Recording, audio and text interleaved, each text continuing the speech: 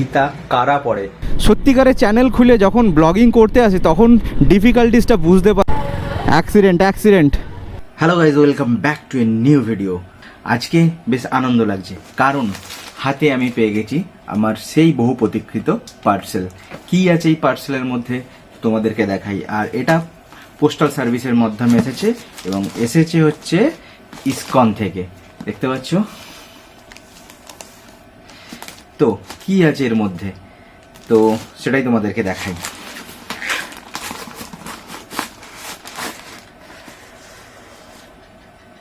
একটু সিনেমাটিক হয়ে যাক।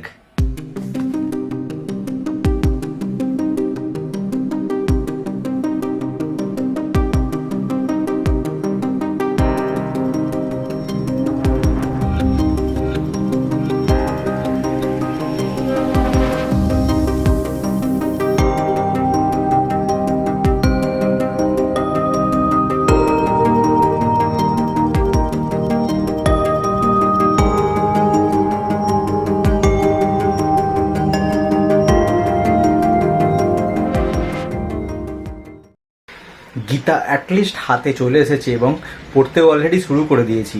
আর পড়ার পরে জানতে পারলাম গীতা কারা পড়ে বা কখন, মানে গীতা পড়ার যে হার্ট ডিজায়ার সেটা কখন তৈরি হয়। তো এটাই জানতে পারলাম আমি কে, আমার জীবনের এত কষ্ট কেন, বা নিজেকে আত্ম উপলব্ধি করবার জন্য যখন যে জ্ঞান দরকার সেই প্রশ্নের উত্তরগুলো পাওয়ার জন্যই আমাদের গীতা পড়া উচিত।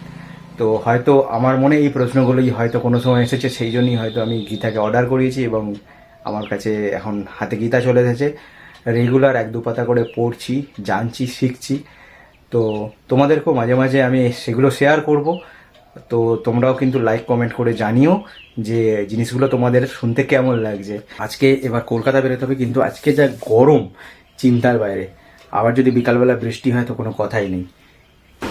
কলকাতা যাওয়ার আগে কি কি কাজ করতে হবে সেগুলো একটা লিস্ট ডাউন করে নেওয়া হয়েছে। লিস্ট ডাউন করে এটার একটা ছবি তুলে নেবো, ছবি তুলে নিয়ে বেরিয়ে চলে যাব, কারণ যদি ভুলে যাই তো এটা দেখে নিয়ে আমার কাজের লিস্টগুলো আমি মনে করে নিতে পারবো। বাপরে বাপ, ভীষণ রোদ্দুর। এখন 1:20 বাজে। এই দুপুরবেলাটায় কলকাতা যাওয়ার একটাই কারণ যে এই সময় রাস্তাঘাটের জ্যামটা একটু তুলনামূলকভাবে কম থাকে। লাইফস্টাইল ব্লগ করতে গেলে যে প্রবলেমটা সবচেয়ে বেশি করে হয় সেটা হচ্ছে সকলের সামনেই ক্যামেরা ধরে কথা বলা। একটু লজ্জা লাগে। আর এই জিনিসটাকে যদি ওভারকাম করতে পারা যায় বা এই জিনিসটাকে যদি পজিটিভভাবে কাজে লাগানো যায়, পুরো অন্য দিগন্ত খুলে যাবে। অনেকের ব্লগিং চ্যানেল দেখে সবারই ইচ্ছা হয় যে আমারও এরকম একটা চ্যানেল হবে, আমিও এরকম চ্যানেল খুলবো, ব্লগিং করব। অ্যাকচুয়ালি যখন সত্যিকারের চ্যানেল খুলে যখন ব্লগিং করতে আসে তখন ডিফিকাল্টিসটা বুঝতে পারে, যে কোথায় প্রবলেমটা হচ্ছে সে তখন বুঝতে পারে। সেই জন্যই সকলেই এই লাইফস্টাইল ব্লগে কিন্তু কমফোর্টেবল নয় এবং সাকসেসফুল হতেও পারে না।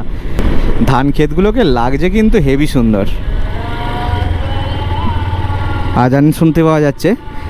এখন তো ঈদের টাইম, আর এই ব্লগটা যখন আপলোড হবে ঈদ অলরেডি কেটে যাবে।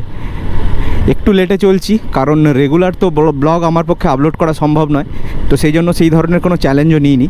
তো আমি সপ্তাহে 2টো করে ব্লগ আপাতত এখন দিচ্ছি, সানডে আর ওয়েডনেসডে। দেখতে দেখতে 11টা ব্লগ কমপ্লিট করে এটা হচ্ছে 12 নম্বর ব্লগ। তো কনসিস্টেন্সি মেনটেন করার তো চেষ্টা করছি। আরে ভাই কী রে, এসব দেখে মাথা গরম হয়ে যায়, কিন্তু কুল ডাউন থাকতে হবে। রাস্তায় চললে এই ধরনের জিনিস হবেই। এই ডান দিকে এটা হচ্ছে আমার পুরনো দোকান। এখানে 2 বছর আমি দোকান করেছিলাম, কিন্তু এত কারেন্টের সমস্যা, এত লো ভোল্টেজ, আমার মেশিন বারবার পুড়ে যেত। আর এখানে কোনো পায়খানা বাথরুম না থাকার জন্য এই দোকানটা একসময় ছেড়ে দিয়েছিলাম। আর এই ডান দিকের এটা হচ্ছে শোভারানী মেমোরিয়াল কলেজ, প্রজাপতি কলেজ, প্রেমের কলেজ নাকি বলা হয়। তো এই কলেজে আমিও পড়েছিলাম। লাইফস্টাইল ব্লগে আমার সবচেয়ে বড় যে ডিফিকাল্ট কাজটা মনে হয় সেটা হচ্ছে ভিডিওর থাম্বনেল সেট করা এবং ভিডিওর টাইটেল দেওয়া। কারণ লাইফস্টাইল ব্লগেতে একটা তো টপিক থাকবে, আমি যে ভিডিওটা করছি তো সেই টপিকটা অনুযায়ী ভিডিওতে একটা টাইটেল দিতে হবে, নাহলে ভিডিওটা র্যাঙ্কিং করবে না। আবার একটা থাম্বনেলও ক্রিয়েট করতে হবে। তো এটা ভালো ডিফিকাল্ট কাজ। এই যে এফর্টটা যারা ব্লগ করছে তারাই বুঝতে পারবে। অ্যাক্সিডেন্ট।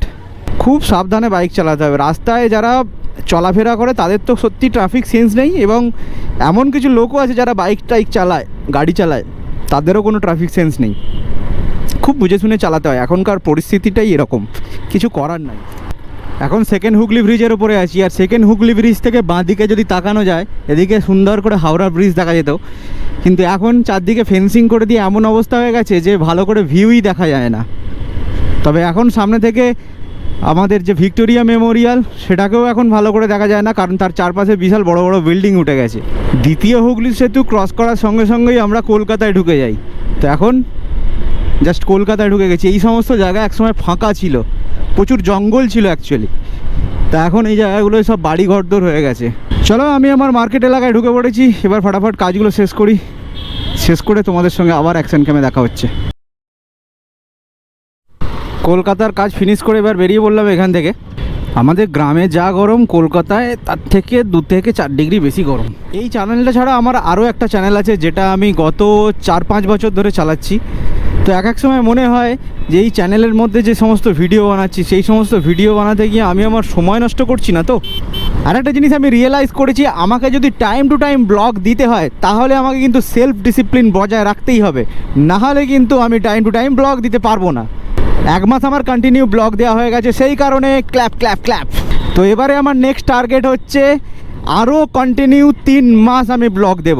গাড়ি রিজার্ভে পড়ে গেছে, তেল ভরতে হবে।